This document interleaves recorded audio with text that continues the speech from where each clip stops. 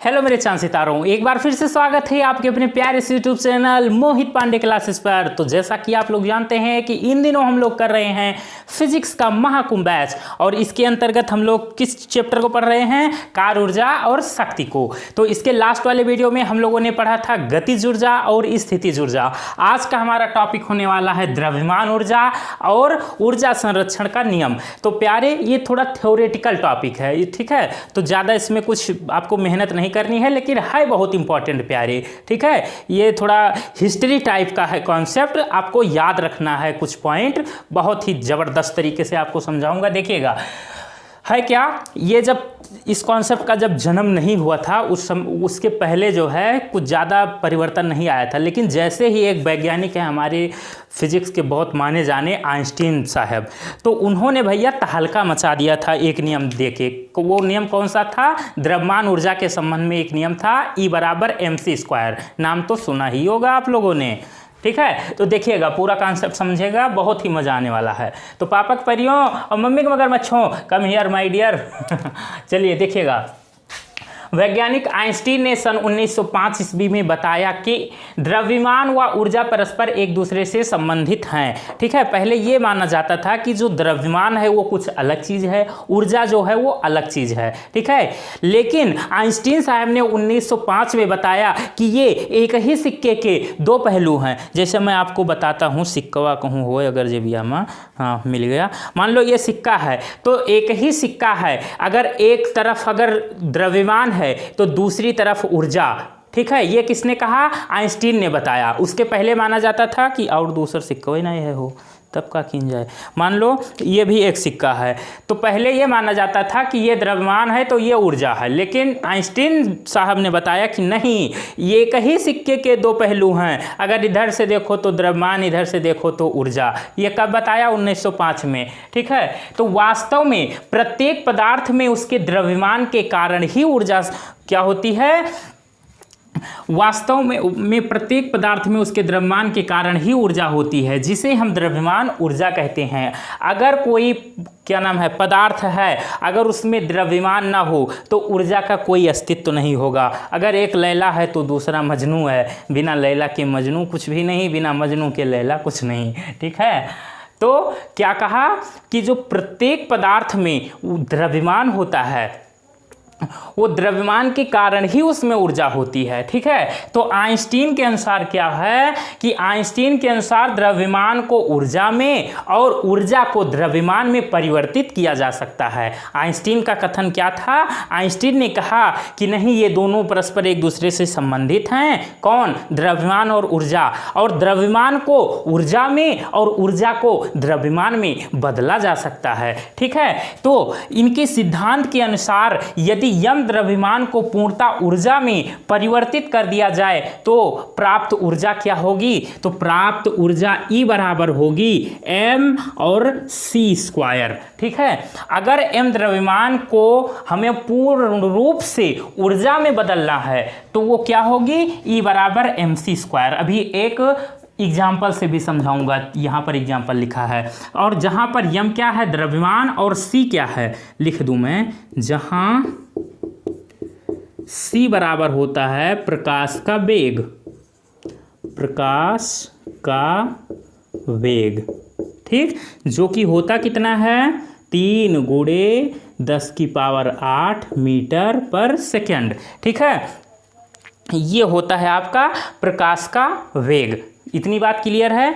अगर m द्रव्यमान को पूर्णतः हमें ऊर्जा में बदलना है तो क्या होगा? E = mc², जहां पर m है द्रव्यमान, c है प्रकाश का वेग, जो कि होता कितना है? 3 × 10⁸ मीटर पर सेकेंड। अगर यहीं पर 1 किलोग्राम द्रव्यमान के पूर्णतः क्षय होने से प्राप्त ऊर्जा हमको कैलकुलेट करनी है। मान लो कि कोई 1 किलोग्राम की कोई द्रव्यमान की कोई वस्तु है, हमको वो पूरा द्रव्यमान अगर ऊर्जा में बदलना है तो वो किसके बराबर होगा? मतलब 1 किलोग्राम द्रव्यमान की वस्तु कितने ऊर्जा के बराबर होगी? ये है सिस्टम। तो समझिएगा, हम जानते हैं क्या कि E बराबर होती है mc²। ये हमको पता है, किसने? आइंस्टीन दादा का है द्रव्यमान ऊर्जा का संबंध। ठीक, तो हम E बराबर कैलकुलेट कर रहे हैं, m कितना? 1 kg। ठीक, और C कितना? C होता है 3 × 10⁸ ठीक, और इसका स्क्वायर करेंगे, ये m है और ये c, तो होगा क्या? 1 × अब 3 का स्क्वायर कितना हो जाएगा प्यारे? 9 × 10⁸ का स्क्वायर करेंगे तो ये 16, क्योंकि ये तो जानते हो ना कॉन्सेप्ट, a⁻b × c। अगर हमको ये निकालना है तो क्या करते हैं? a⁻b × c हो जाता है, तो a⁻bc मिलता है। ठीक है, तो उसी तरीके से 8 का 2 में तो ये 16, तो ये क्या आ जाएगा? 9 × 10⁻16 जूल।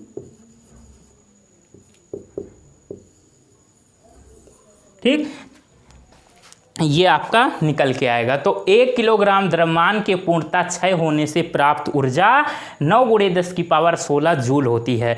कंपटीशन एग्जाम में डायरेक्ट पूछ लेता है ये क्वेश्चन कि 1 किलोग्राम द्रव्यमान के पूर्णतः क्षय होने से कितनी ऊर्जा मिलती है या कितने ऊर्जा के बराबर होगा। तो 9 × 10⁻16 जूल आपको खोपड़िया में ध्यान रखना है, सेव कर लेना है। ठीक है, चलिए, तो ये कॉन्सेप्ट आपको पूरी तरीके से समझ में आ गया होगा।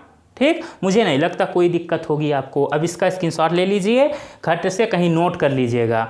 फिर हम बात करते हैं ऊर्जा संरक्षण का नियम, law of conservation of energy. ले लिया? गुड, समझ में आ गया होगा।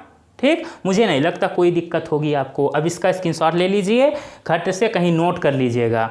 फिर हम बात करते हैं ऊर्जा संरक्षण का नियम, law of conservation of energy. ले लिया? गुड, चलिए, कम हियर, दौड़ जाओ बच्चा, दौड़ जाओ सब लोग। देखिए, अब हमारा है कॉन्सेप्ट, क्या टॉपिक है? ऊर्जा संरक्षण का नियम, law of conservation of energy. अब ये है क्या, पूरा समझिएगा, बहुत इंपॉर्टेंट, बहुत ही इंपॉर्टेंट है। क्या बताऊँ आपसे, ये ऊर्जा संरक्षण का नियम ये कहता है कि ऊर्जा को ना तो उत्पन्न की जा सकती है और ना ही ऊर्जा को नष्ट की जा सकती है। बस केवल इतना संभव है कि इसके एक रूप को दूसरे रूप में हम रूपांतरित कर दें। इसका मतलब ऐसे समझो कि इसका केवल हम रूप, इसका हम जैसे मान लो ब्यूटी पार्लर समझ लो। ब्यूटी पार्लर होता क्या है? काली भैंस जाती है और वो सफ़ेद वाइट कलर की गाय बन के निकलती है ब्यूटी पार्लर से। मजाक कर रहा हूँ, सीरियसली मत लेना मेरी प्यारी बहनों, बस समझाने का तरीका मैं कुछ भी बोल देता हूँ, बक देता हूँ, आदत है। ठीक है, तो ऊर्जा को ना तो उत्पन्न किया जा सकता है ना ही नष्ट किया जा सकता है, बस इसके एक रूप को दूसरे रूप में रूपांतरित किया जा सकता है, बस इतना संभव है। जैसे मान लो ये कोई वस्तु है, अभी रोके हैं, तो इसमें कौन सी ऊर्जा है? स्थितिज ऊर्जा है। ठीक है, कौन सी ऊर्जा? स्थितिज ऊर्जा है इसमें। अब जब हम इसको छोड़ेंगे तो इसमें ये स्थितिज ऊर्जा किसमें? थोड़ा बहुत गतिज ऊर्जा में बदलेगी। जब नीचे गिरेगी तो नीचे ज़मीन पर गिरने के बाद में मान लो यहाँ पर ये ऐसे गिरी, मान लो मेरा हाथ ज़मीन है, तो ज़मीन पर गिरने के बाद में कुछ उष्मीय ऊर्जा में बदलेगी। ये कैसे सर? उष्मीय ऊर्जा क्या? ऐसी ऊर्जा जिसमें हमें वो किसमें गर्माहट की आभास हो। ठीक है, तो जब कोई चीज़ ऐसे किसी चीज़ से टकराती है, रगड़ती है, तो उसमें क्या देखते हो ना, थोड़ी बहुत गर्माहट आ जाती है, तो वहाँ से हीट एनर्जी निकलती है। बात क्लियर है? और जब गिरेगी थोड़ी बहुत ध्वनि होगी तो ध्वनि ऊर्जा में बदलेगी। तो जो स्थितिज ऊर्जा है वो कई रूपों में बदल चुकी है। तो इसी तरीके से हम नष्ट नहीं कर पाए हैं ऊर्जा को, बस उसके रूप को हम बदल दिए हैं केवल। तो ऊर्जा संरक्षण का नियम क्या कहता है? Law of conservation of energy क्या बोलता है? ये कहता है कि किसी भी ऊर्जा को ना तो हम उत्पन्न कर सकते हैं और ना ही हम किसी ऊर्जा को नष्ट कर सकते हैं, बस केवल इसके एक रूप को दूसरे रूप में रूपांतरित करना ही संभव है।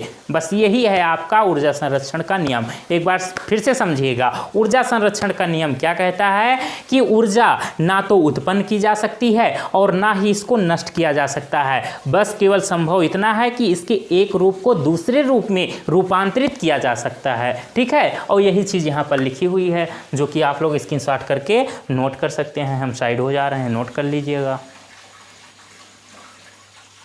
हो गया, ले ली है स्क्रीनशॉट, बहुत सही। तो प्यारे बस आज का ये थोड़ा सा बहुत छोटा टॉपिक था, 8-10 मिनट में समाप्त हो गया। और नेक्स्ट हम बात करेंगे इस चैप्टर के न्यूमेरिकल की, और देखेंगे अगर कुछ इंपॉर्टेंट टॉपिक अगर बचा होगा तो हम वो भी कराएंगे, नहीं तो सीधा आ जाएंगे आपके न्यूमेरिकल वाले पोर्शन पे, जो कि बहुत ज़रूरी है। इस चैप्टर का न्यूमेरिकल बहुत ज़रूरी है करना, ठीक है। यहाँ से बहुत छोटे छोटे बड़े बड़े न्यूमेरिकल आपको सीखने का तरीका आपको मैं समझाऊंगा। बड़े बड़े न्यूमेरिकल को कैसे बर्बाद करोगे, वो यहीं से बेस बनाकर जब चलोगे सीखते हुए तो वो सब संभव है, ठीक है। Nothing is impossible, everything is possible, कुछ भी असंभव नहीं है, सब कुछ आप सीख सकते हो, ठीक। तो मिलेंगे एक नए वीडियो में, बाय बाय, सी यू।